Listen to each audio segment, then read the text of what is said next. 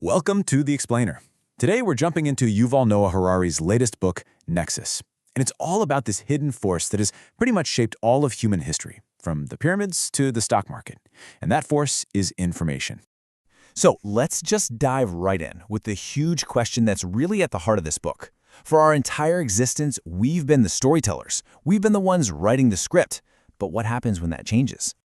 Well, Harari argues that if we're going to get a handle on our future with AI, we can't just look forward. No, we have to look back. We have to understand the fundamental role information has always played in building, well, everything. So Harari frames this central challenge of our time not just as some new technology, a new tool. He sees it as an entirely new kind of agent, stepping onto the world stage, a non-human intelligence. I mean, really think about it. Our unique ability to create and actually believe in shared stories, stories about gods, nations, money, human rights. That's what let us cooperate in massive numbers. It's how we built civilizations in the first place. It has been our superpower. All right, so how did this superpower of ours actually work? This next part really digs into how our knack for storytelling separates us from literally every other species on the planet. Okay, now this really nails the fundamental difference. A chimpanzee, our closest relative, can only maintain personal bonds with maybe 150 other chimps. You get more than that and their social order just collapses. But us, humans, we can cooperate in groups of billions. And the reason is that our cooperation isn't based on knowing everyone. It's based on believing in the same stories. And that quote just says it all, doesn't it? These shared fictions, things like a nation or the authority of a religion or even the value of a dollar bill, they're the invisible glue holding our massive societies together. They only exist in our collective imagination. And if you want a crazy modern example, look no further than this number. Back in 2010, a programmer bought 2 pizzas for 10,000 bitcoins. Fast forward to 2021, and those same bitcoins were worth $690 million. The bitcoins themselves didn't change at all. The story we all collectively told ourselves about their value did. That's the power of belief in action. But here's the thing, you can't run an empire on campfire stories alone. As societies got bigger and more complex, a totally new kind of information was needed.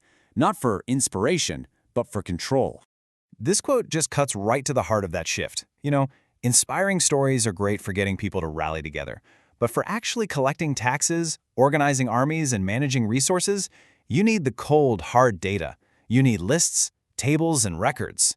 And so what you had were these two parallel information systems emerging. You had stories, which are easy for our brains to remember, and they connect us and give us meaning. And then you had lists and data, which have to be written down, and they're all about control and management. With the invention of writing, this gave birth to a whole new power structure, bureaucracy, which literally means rule by the desk. Wild, right? So you can imagine, this shift gave a ton of power to central authorities.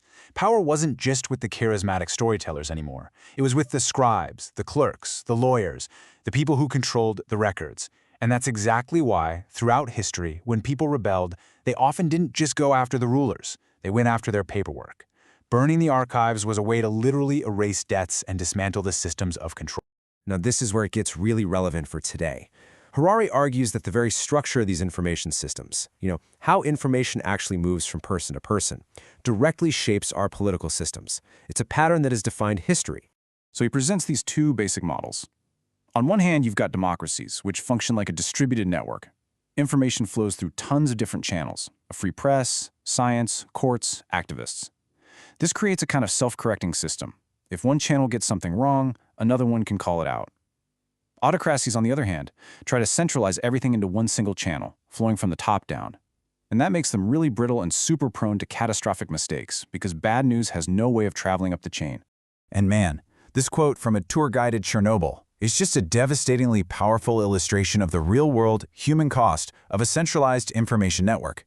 In the Soviet system, asking questions got you into trouble, so problems were hidden and denied and ignored, until they became undeniable global disasters.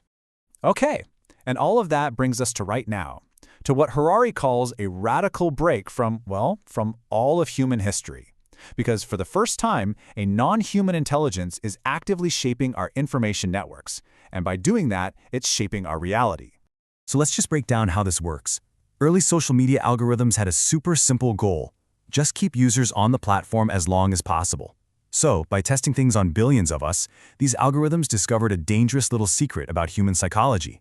Nothing keeps our attention quite like outrage. So, they started systematically promoting the most inflammatory, the most polarizing, the most divisive content. Not because they were evil, but simply because it worked. And the result? Our shared stories started to become more fractured and hostile. And this, right here, is the absolute most critical difference. The printing press, it just spread the ideas that humans wrote. The radio broadcast the voices of humans who spoke. They were passive tools. AI is different. It's an active agent. It learns, it makes decisions, and it curates our reality, all without sharing our values or our understanding of the world. So, where does that leave us? I mean, if stories literally created our world, and now something else is creating our stories, what on earth does that mean for our future? Harari points to this as one of the most critical challenges we face. It's called the alignment problem, and it's basically the fundamental question of whether we can make sure these powerful new storytellers are working for us, for human well-being, for truth, for cooperation, and not just for their own programmed goals, like maximizing engagement no matter the cost. And so ultimately, this is the big, provocative question Harari leaves us with. For thousands of years, the battle for the future was a battle between competing human stories. Now, the story itself is being written by a new kind of intelligence, deciding on the rules, the values, and the goals that we give to our new non-human storytellers. That might just be the most important conversation humanity has ever had.